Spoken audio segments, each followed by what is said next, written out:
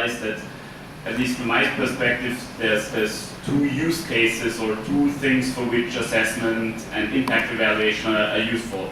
The one that Anthony was now talking about and that you mentioned is to get more funding and generally convince more people to come. So that's like an external incentive in some way.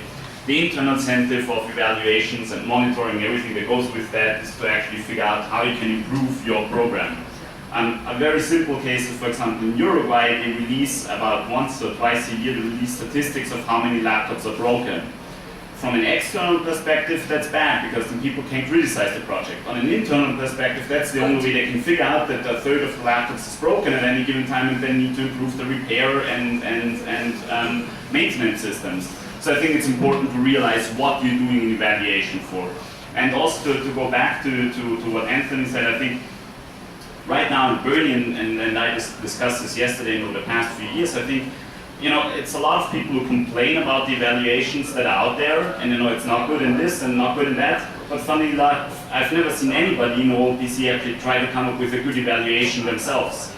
And a really good evaluation, if you want to be serious about it, I mean, it's really, really expensive. So for example, the one that they're doing in Peru right now, which is a longitudinal multi-year study, it cost 1 year of data collection and evaluation and whatnot cost approximately $1 million.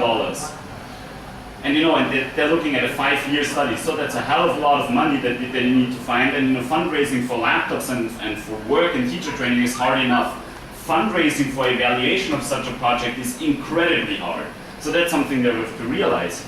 Yet when we want to do it just on an external communications basis, I think we just need to find a very narrow focus and look at that. It might be reading skills, it might be math skills for some, but for example, I know a single teacher in Austria who for master's thesis and now her upcoming PhD just evaluated the impact of using tablets in her primary school on divergent creative thinking, which is it's one metric, look at that. And of course it's a small sample size, 24 kids, but if we did that right now with 2.5 million children, or even 1% of them, that can be a very powerful story to sell to fundraisers. So I think we just need to find the right level or the right granularity of evaluation for that.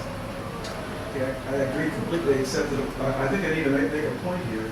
We're focusing on evaluation of the program's effect as an educational technique helping in the schools. But for what Bernie's talking about, we should be looking for evaluation where we demonstrate that we set goals and we met them.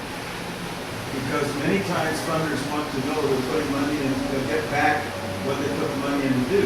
So if we're going to create a group that's going to build software for a new platform that will be successful in the future, let's focus not on the educational benefits. That's not the issue. The issue is, are we the right people to give the money? Will we spend it well? Will they get the result they expect? That I think we can demonstrate and provide as an assessment quite quickly. And then Google can say, hey, I can bet $10,000 or I can bet $100,000 that this will turn out to be a good thing in the long run. And that's not a big issue for them, right? So I think they're two separate measures.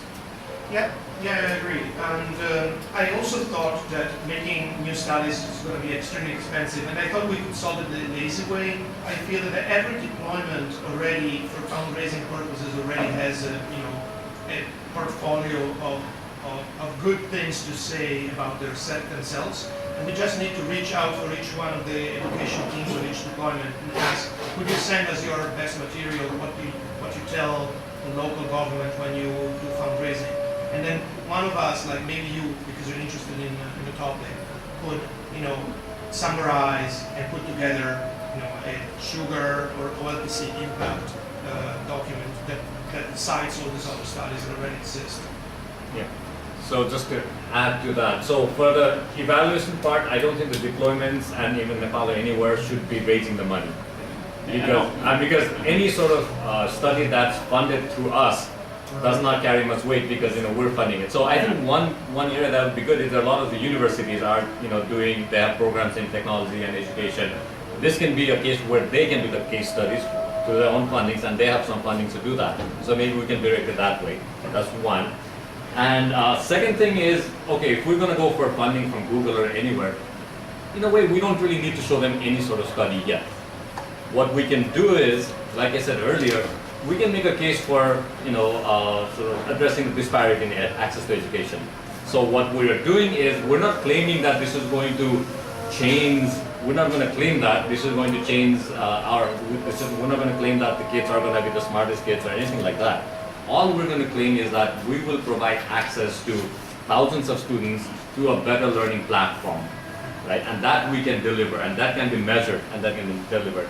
And along the way, what happens is, of course, they become better learners too. So maybe we can also sort of position ourselves of what we are claiming of what we're aiming at. Okay. I don't have anything to add. Lunch. Anybody else? Anybody else? Lunch.